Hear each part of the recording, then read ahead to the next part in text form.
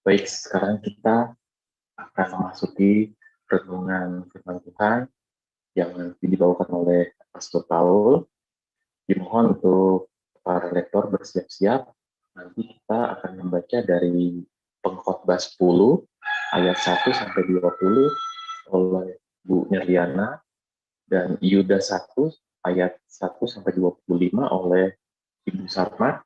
Sebelumnya kita akan berdoa dulu. Silakan Pak Fulmenik.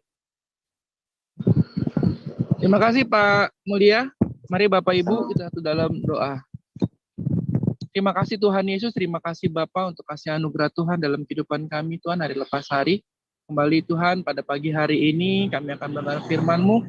Kiranya Engkau urapi dan berkati para lektor yang akan membaca, bahkan Pastor Paul yang akan membawakan firman-Mu Tuhan. Dan kami juga yang akan mendengar baik di Zoom, di live YouTube, bahkan yang akan menyaksikan channel ulang ini Tuhan. Ampuni kami Tuhan akan segala dosa dan pelanggaran kami Tuhan.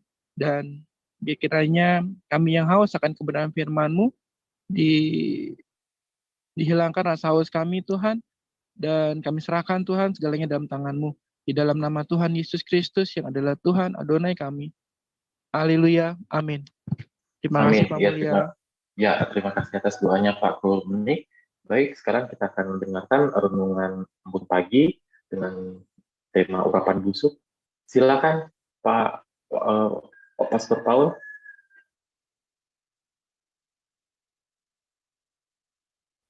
Bukan Pastor Paul, Pak Mulia. Baca dulu firman-Nya. Oh iya, maaf. Oke, baik. Silakan Ibu Nirliana. Baik, Pak Mulia. Saya maafkan.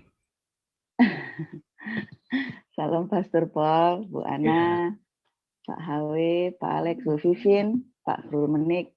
Salam Bapak Ibu semua yang hadir di Zoom dan di YouTube.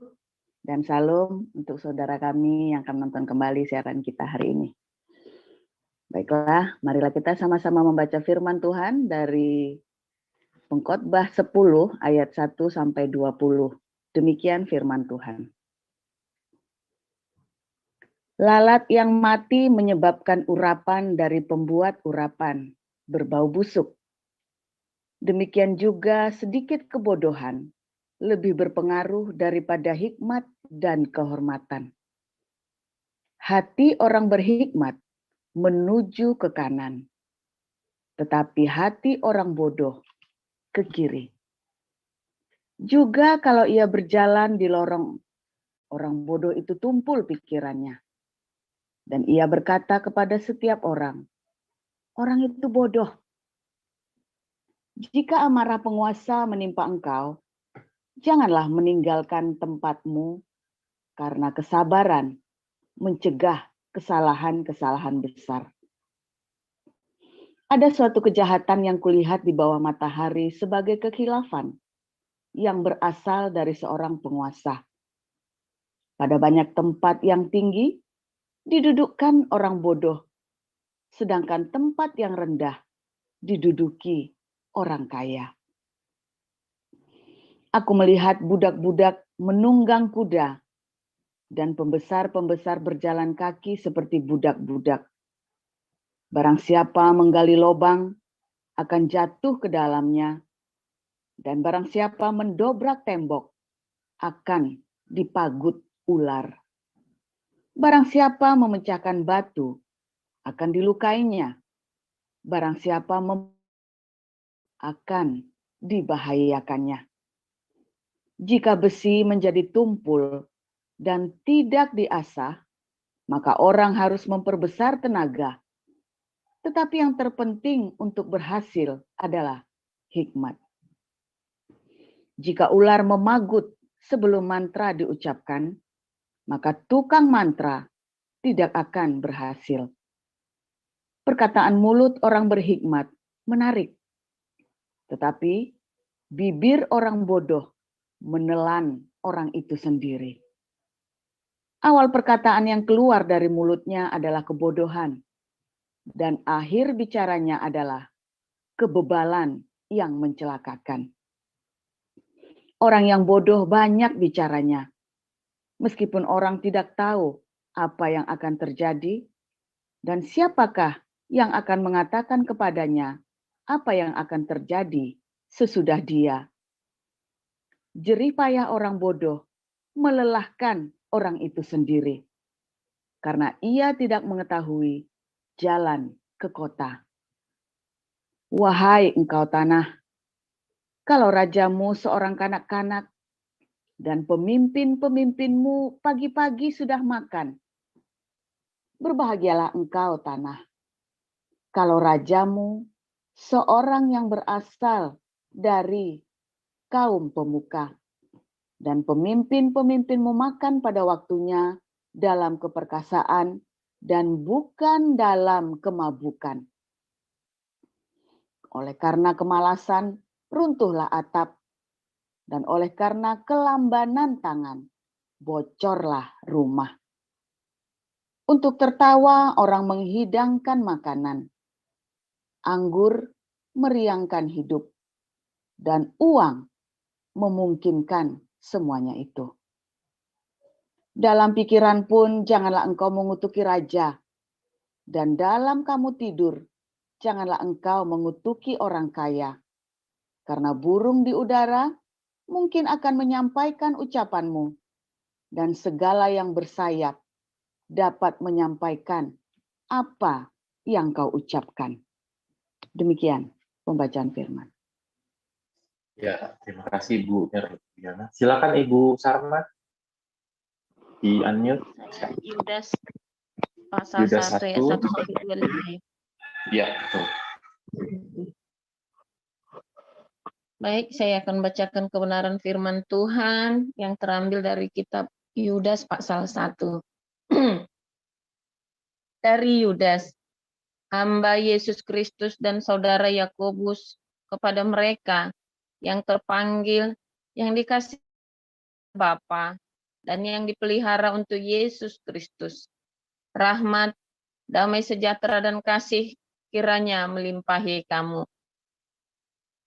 Saudara-saudaraku yang kekasih, sementara aku bersungguh-sungguh berusaha menulis kepada kamu tentang keselamatan kita bersama, aku merasa terdorong untuk menulis ini kepada kamu dan menasihati kamu supaya kamu tetap berjuang untuk mempertahankan iman yang telah disampaikan kepada orang-orang kudus.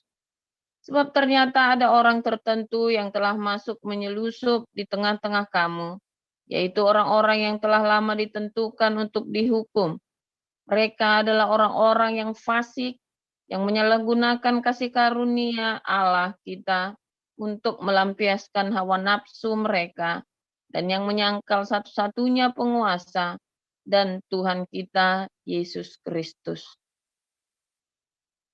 Tetapi sekalipun kamu telah mengetahui semuanya itu dan tidak meragukannya lagi, aku ingin mengingatkan kamu bahwa memang Tuhan menyelamatkan umat-Nya dari tanah Mesir, namun sekali lagi membinasakan mereka yang tidak percaya, dan bahwa Ia menahan malaikat-malaikat yang tidak taat pada batas-batas kekuasaan mereka, tetapi yang meninggalkan tempat kediaman mereka dengan belenggu abadi di dalam dunia kekelaman sampai penghakiman pada hari besar di Sodom dan Gomora dan kota-kota sekitarnya, yang dengan cara yang sama melakukan percabulan dan mengejar kepuasan-kepuasan yang tak wajar, telah menanggung siksaan api kekal sebagai peringatan kepada semua orang. Namun demikian, orang-orang yang bermimpi-mimpian ini juga mencemarkan tubuh mereka dan menghina kekuasaan Allah serta menghujat semua yang mulia di surga.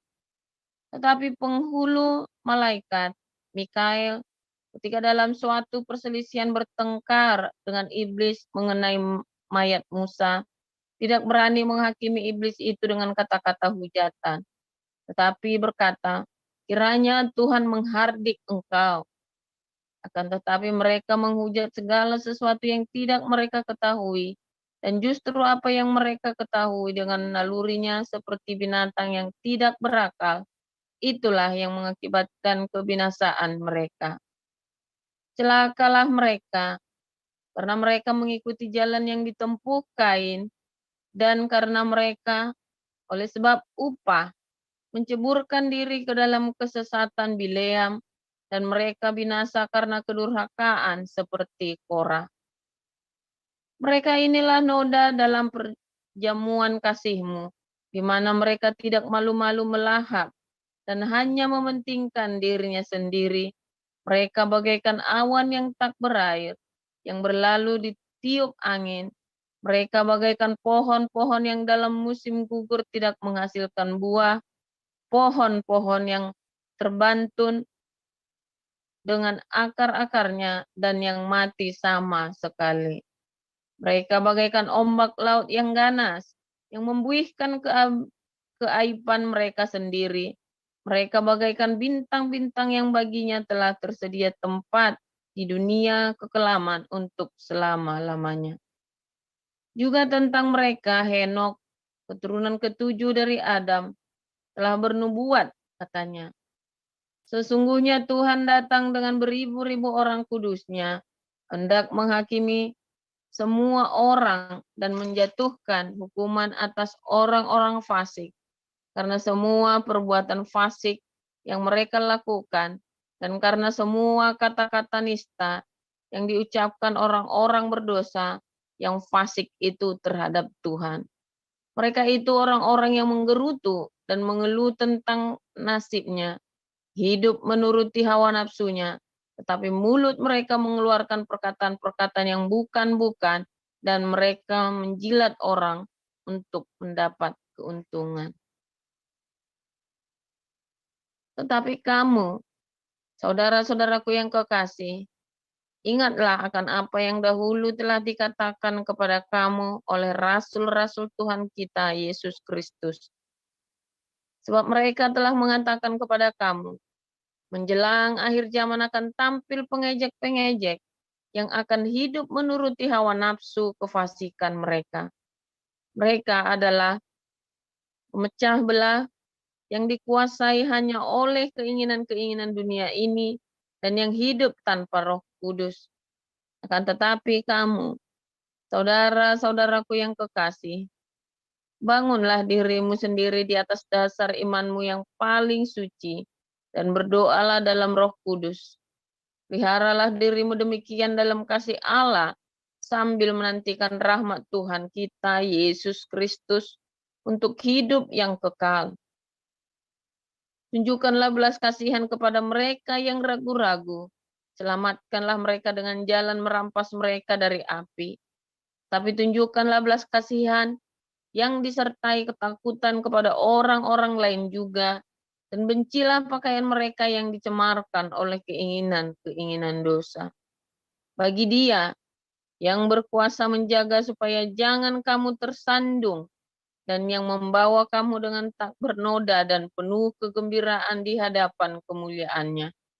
Allah yang Esa, Juru Selamat kita oleh Yesus Kristus, Tuhan kita, bagi Dia adalah kemuliaan, kebesaran, kekuatan, dan kuasa sebelum segala abad dan sekarang dan sampai selama-lamanya. Amin.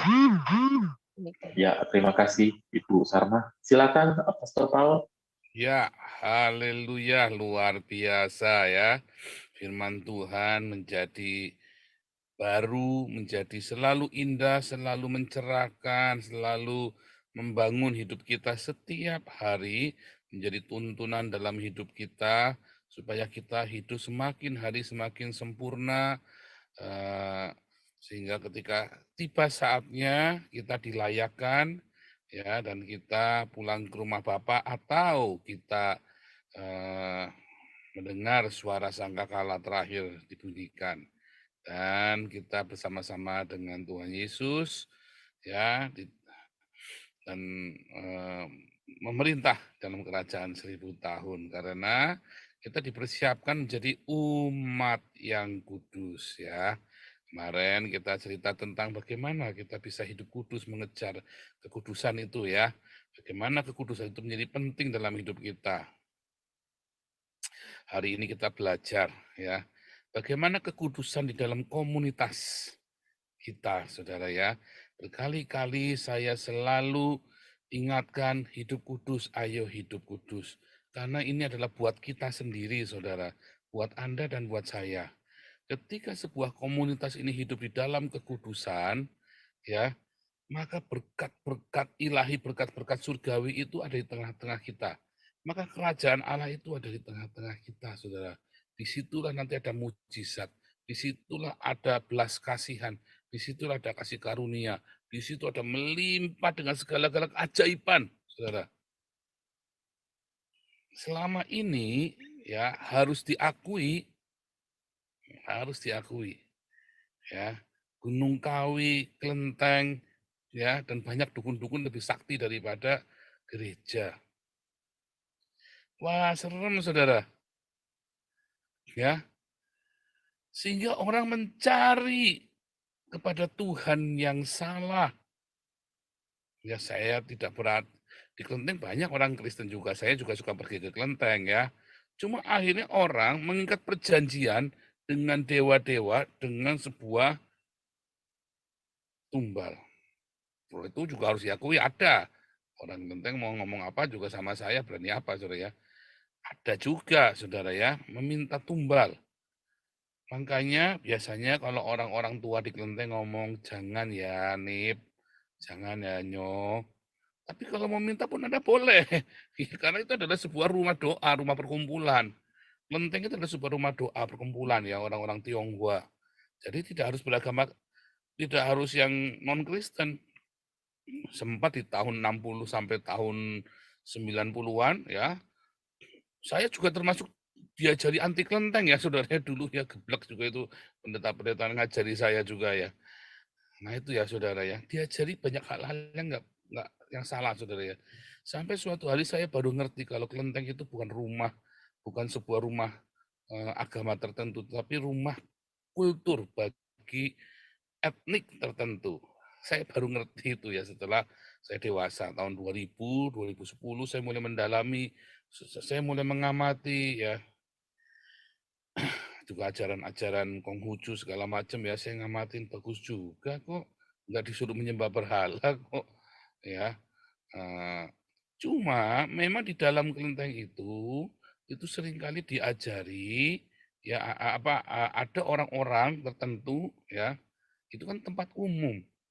Ya, wah, kamu pergi ke sini, datang ini, wah ilmu ini, ilmu itu, saudara. Sembah ini, sembah itu yang bukan Tuhan, tetapi merupakan Tuhan palsu, tetapi akhirnya mengikat jiwamu dengan tumbal-tumbal. Dari anakmu, ya istrimu, dirimu sendiri akhirnya ditumbalkan. Ya, enggak semua kelenteng begitu ya. Ada yang ngajarin begitu orang-orang di dalamnya. Tetapi itu semua juga sama, nggak usah di kelenteng. Anda di kantor aja tiba-tiba ketemu, kenapa kamu sial terus? Ini kamu tak temui sama dukun ini. Sama, itulah komunitas. Ya, cuma bedanya memang di kelenteng itu karena syarat dengan budaya leluhur, ya yang juga ada klinik-klinik, maka di situ jadi tempat, salah satu tempat yang berhala, jadi tempat berhala ya saudara. Nah, pada kenyataannya lebih sakti loh saudara. Saya berkali-kali cerita sama Anda ya, sampai saya akhirnya belajar ke kelenteng lagi saudara. Karena leluhur saya semua, kita juga belajar itu. Saya belajar macam-macam saudara. Ya, sampai saya tersesat. Nah, kembali tersesat. Wah, ngeri waduh tersesatnya saya. Kenapa bisa begitu? Karena waktu saya mengalami tekanan yang luar biasa, Pak Pendeta cuma ngomong apa? Ya kita berdoa ya. Sementara doa saya tidak didengar oleh Tuhan. Dari mana saya tahu? Iya, berasa saudara. Saya doa kayak ngantem tembok. Doanya kayak ngantem tembok saudara ya. Terus doa, kenapa? Karena pikiran itu begitu rumit, hati itu begitu gelisah. Doa saja nggak bisa, saudara. Baca Alkitab nggak konsen, nggak bisa. Lalu ada orang kelenteng kasih nasihat ke saya, tepat saudara, sekali dua kali. Pendeta ngasih nasihat ke saya, ya terakhir cuma minta, ya saya mau minta dibeliin handphone, iPhone. Kan kurang ajar saudara. Ya kan? Akhirnya nasihat pendeta ini tidak bisa menghujam. Nasihat pendeta ini nggak seperti pisau yang tajam. Tadi ya, nggak seperti pedang yang tajam, saudara. Wah, dengan berbagai macam retorika. Kenapa? Karena komunitas itu nggak kudus. Sementara di kelenteng, mereka berlomba-lomba untuk bersedekah, saudara. Karena kekudusan itu kan dari sadek. Ya, asal usulnya kan. Tegak lurus. Ya kan? Sesuai dengan tinggal tegak lurusnya ritualnya atau tegak lurusnya dalam sedekahnya, saudara. Nah, tetapi di antara itu Anda harus tetap menjaga hidup di dalam kekudusan kados, dikhususkan. Nah, di dalam masa-masa itu, saudara ya, dalam pencarian itu saya melihat bagaimana di rumah-rumah, di kelenteng-kelenteng itu ya tiap hari ngasih makan gratis. Sementara di gereja nggak urusan jemaatnya lapar, saudara. Bagaimana saya nggak tinggalkan Tuhan, saudara? Ini bukan pembelaan ya, tapi saya kasih tahu. Makanya kita jangan begitu, gitu loh maksud saya ya. Makanya komunitas kita nggak boleh begitu. Anda harus peduli ketika ada orang yang lapar. Ya, tetapi kita juga harus berhati-hati supaya jangan dimanipulasi. Tetapi kita tetap pasang telinga, pasang mata lihat. Itulah sebabnya Yayasan Bun Pagi ini sudah tinggal tunggu jadi akta ya, tunggu jadi akta langsung bikin rekening, terus kita daftar Dirjen Bimas Kristen supaya bisa resmi ya organisasi Kristen. Tetapi kita tetap pakai yang ada dulu, tetap jalan. Nanti Pak Apeng yang sebagai moderatornya ya, sebagai komandannya di situ, cek ya sama Bu Vivin tiap hari. Ya kan, Pak Apeng dengan Bu Vivin ngecek tiap hari kondisi di lapang itu kan. Semua orang yang terlibat di dalam Bun Pagi ini. Tetapi itu kan kekuatan kita, saudara. Sebatas yang kita mampu maksudnya ya, bukan mengandalkan kekuatan kita, bukan. Tetapi yang kita mampu. Tapi lakukan dengan sungguh-sungguh dalam komunitas ini, saudara. Lakukan dengan penuh cinta, dengan ketulusan hati. Saudara, ayo mulai menabur di Embun Pagi nanti ya, kalau udah jadi rekeningnya, kita kasih komando, oke mulai nabur rekening. Tidak akan sia-sia semua taburanmu itu, saudara. Tidak akan sia-sia. Karena semua taburanmu itu akan berguna bagi sesama. Ya. Dan kita juga bertanggung jawab ketika kita menolong, nggak kroninya Pak Apeng yang ditolong. Bukan ya. Karena ada Bu Vivin, ada pengambilan keputusan itu rame-rame kita ya. Semua pengambilan keputusan di yayasan kita itu rame-rame. Ya, bukan satu orang langsung penceritaan kemana, enggak, saudara. Sampai itu running baru kita lepaskan ya, saudara ya. Nah itu begitu, saudara. Kita nggak main-main ya dengan yayasan yang kita bentuk. Tetapi di samping kita juga urunan, kita berbagi memecah roti. Dalam komunitas ini kita juga harus dibangun karakternya. Ya, karakternya harus dibangun. Ada orang-orang yang bodoh, yang bebal, yang berusaha merusak komunitas kita dengan hidup seenaknya sendiri, dengan hidup dengan memanipulasi sesama. Di awal-awal mah gila sekali ya, saudara ya. Wah, sekarang sih sudah mendingan ya. Tapi di awal sudah banyak yang keluar ya, itu yang keluar sendiri ya. Kita sih nggak usir-usir ya, keluar sendiri ya. Mungkin saya nggak tahu, mungkin karena sudah tidak bisa, orang sudah pada sadar. Dia pikir ini kan komunitas orang-orang ya culing matanya jelalatan, saudara. Siapa yang bisa dipalakin, siapa yang bisa ditidurin. Terus kita bimbing ya, kita ingatkan terus, hai kekudusan, hati-hati, jangan ngemis, jangan meminta-minta, jangan punya list nomor telepon yang bisa diutangin. Karena sekarang semua sudah pada pinter. Jangan pernah ngutangin, janji-janji manis, kita tidak kenal semuanya satu sama lain. Bahkan Anda di gereja sudah saling kenal pun, Ya, dilarang menghutangi, saudara ya. Dilarang menghutangi dalam komunitas itu nggak boleh. Utang-utang piutang itu mau ngasih, enggak ya udah, nggak punya ya jangan. Sebab saat Anda puasa, Anda nggak boleh nagih, saudara. Ya, Yesaya 58 ya, saat Anda puasa, Anda nggak boleh nagih utang. Lepaskan justru. Jadi kalau Anda mau ngasih, enggak ya jangan. Dan hati-hati, saudara, jangan sampai Anda nolong orang lain lebih daripada Anda nolong saudaramu sendiri, ayahmu, ibumu sendiri, saudara. Jangan sampai Anda ngasih ke pendeta melebihi yang pemberian Anda kepada orang tua Anda. Artinya yang buat ngerawat orang tua Anda itu ya. Jangan, jangan sampai orang tuamu nggak dirawat, yang melahirkanmu, yang merawatmu, tapi Anda lebih sayang sama pendetamu. Waduh, sialan itu, saudara. Nah, itu ingat-ingat ya, aturan-aturan memberi selalu kita ajarin ya, aturan-aturan memberi.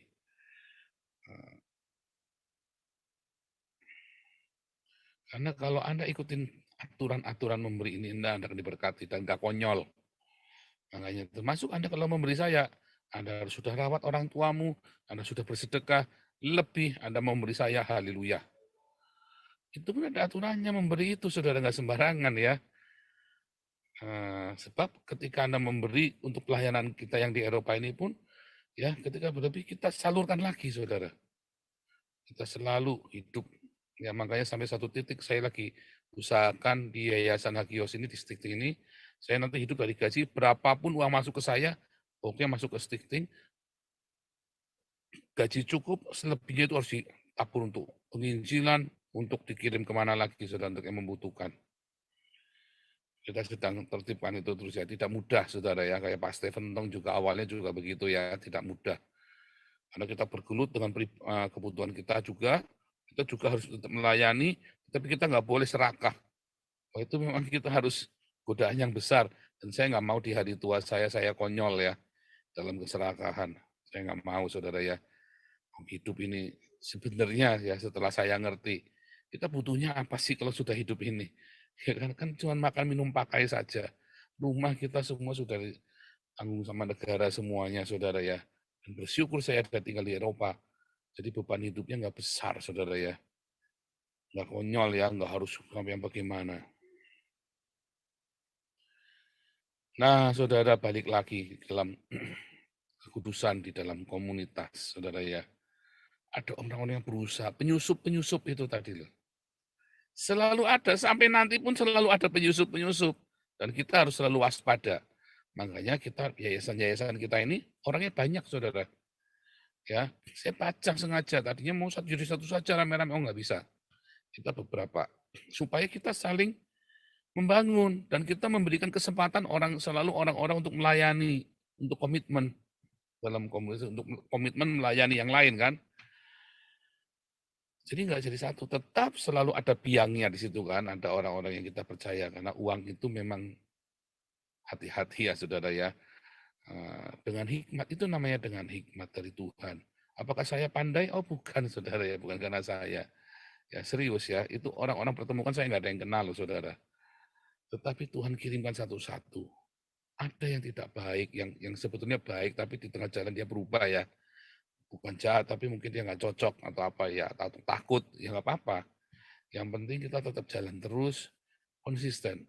Ya, harus konsisten, karena kebaikan itu harus konsisten, saudara. Nggak boleh kebaikan di tengah jalan ada tantangan harus berhenti. Nah, di tengah-tengah itu ada penyusup-penyusup yang tidak baik, yang motifnya nggak baik, yang punya dosa Kain, ya itu apa, nggak bisa mengendalikan hawa nafsu, ya kan? Bahkan karena ibadah, saudara, maunya ngatur-ngatur, sok-sokan, wah, loh, Kain itu membunuh gara-gara ibadah, loh, saudara. Nah, lalu karena Anda ingin ibadahnya harus seperti ini, seperti yang Anda percaya, Anda yakini, makanya ikutlah kelas evangelis, kelas apologetik. Ya, saya rontokkan, kamu kasih tahu, gitu ya, aturannya di kita, aturannya bahwa kita tidak terikat dengan ritual apapun, saudara. Jadi jangan mencoba mendikte komunitas ini dengan segala macam ritual.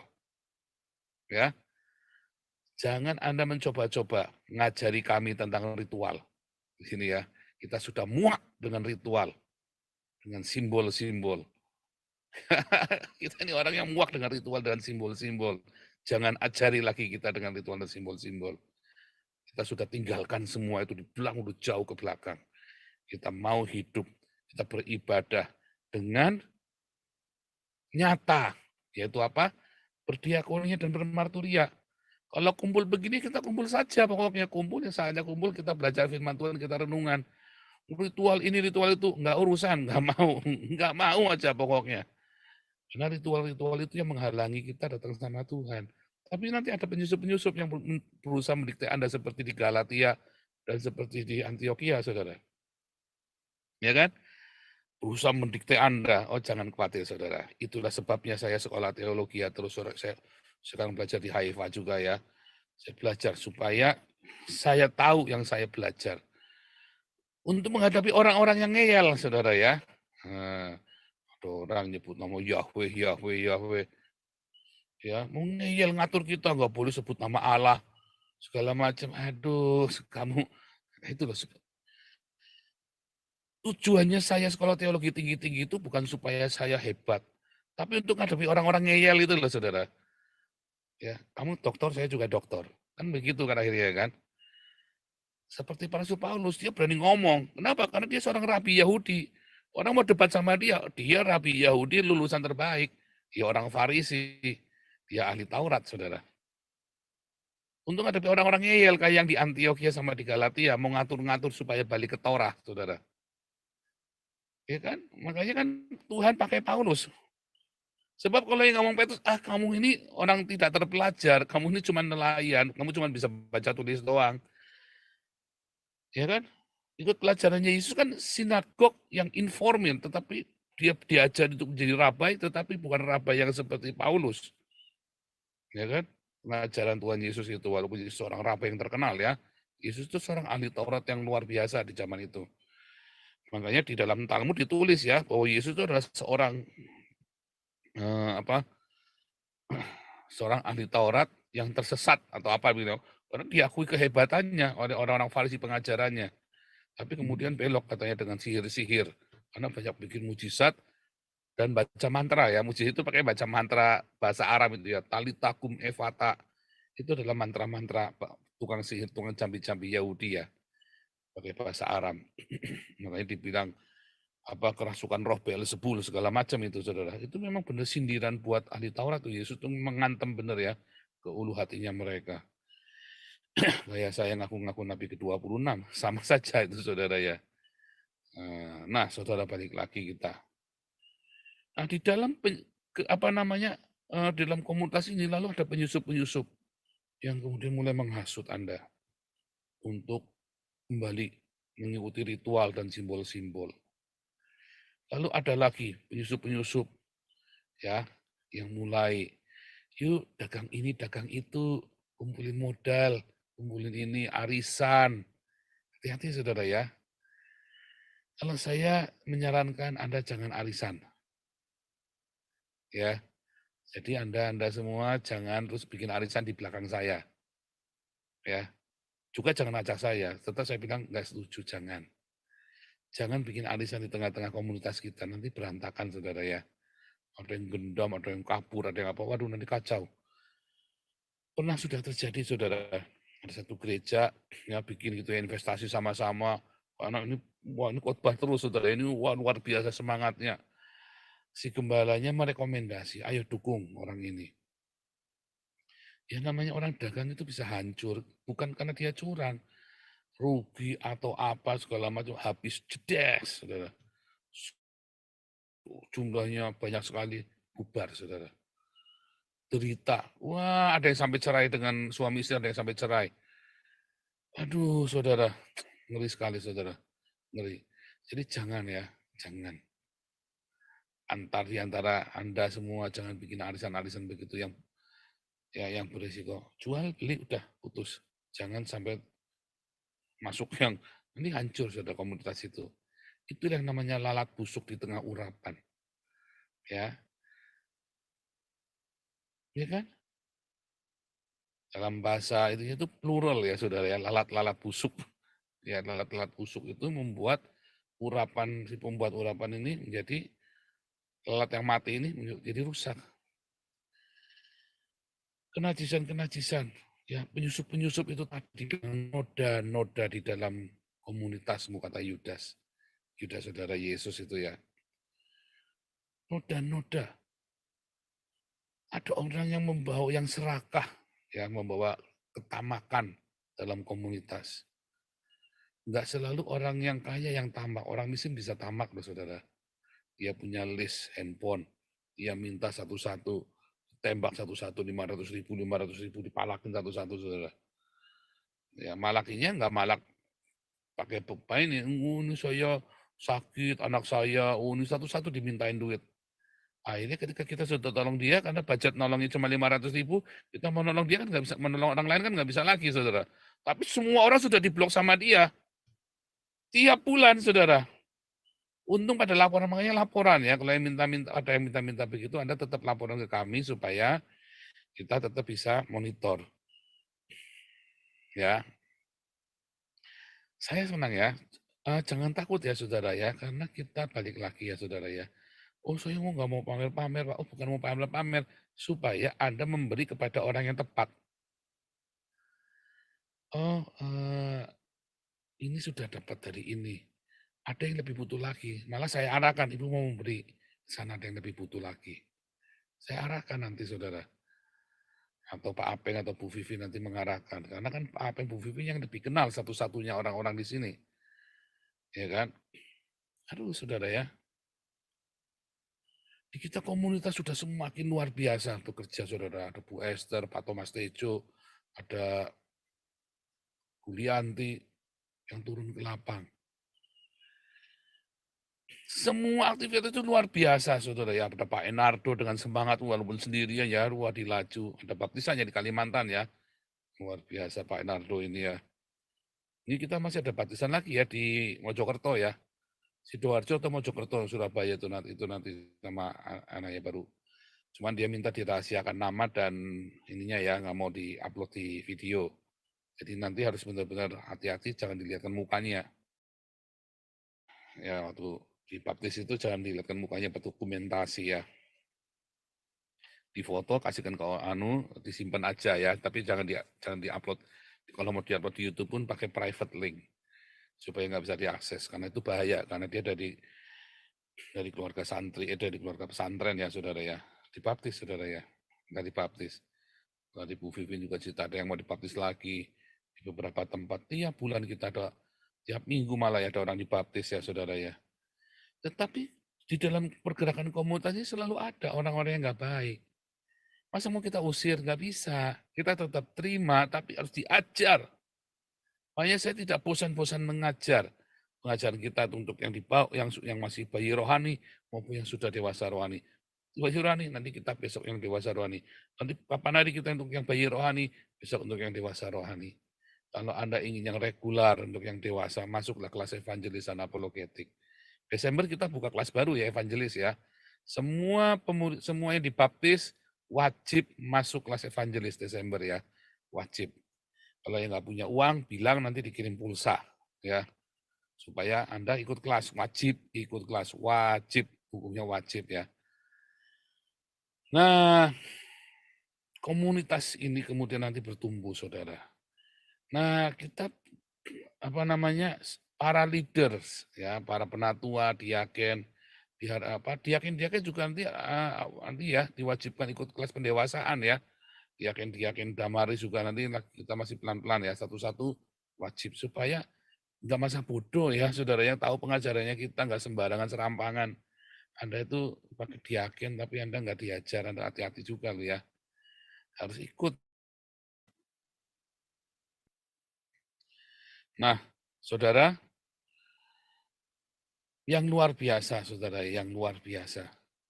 Kalau Anda sudah masuk dalam komunitas ini, ikutin alurnya, arusnya diikutin di komunitas ini, saudara.